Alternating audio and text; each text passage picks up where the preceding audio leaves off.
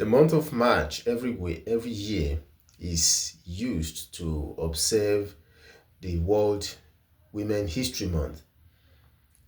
This month, this observation is usually to celebrate women who have made impact in the world, especially those who have breezed through a lot of difficulties before they could make their impact around the world.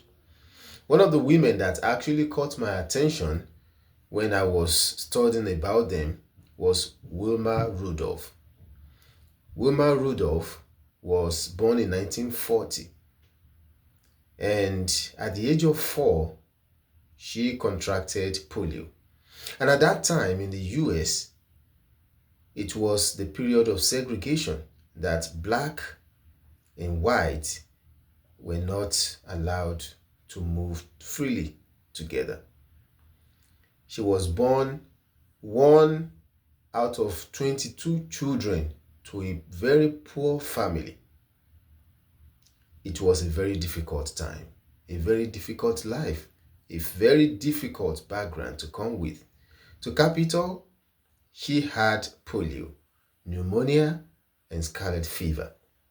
Doctors did not believe. They said that she would never walk again.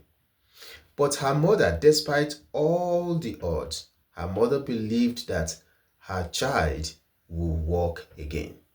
So she started to look for doctors who will help her.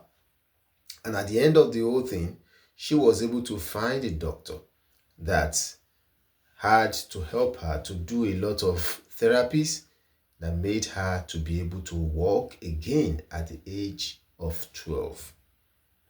By that time, when she became 12, Wilma had started to participate actively in sports. She had started to, especially basketball and track and field. Do you know that by the time Wilma became 16 years of age, Wilma had already become one of the team members of the United States team going to the Olympics at the age of 16. Now, Wilma had a lot of world records that she set. In 1960, 200 meters, she set the world record of 22.9 seconds. Then that same 1960 Olympics, 100 meters, 11.3 seconds. Then another one was 4 by 100 meters, 44.4 seconds. That was with our relay team. And the next one was 6.9 seconds, which is in 60-yard dash, indoor dash, which was another world record. Now, the dramatic part of it was what happened during that 1960 Olympics when they were having the final relay race.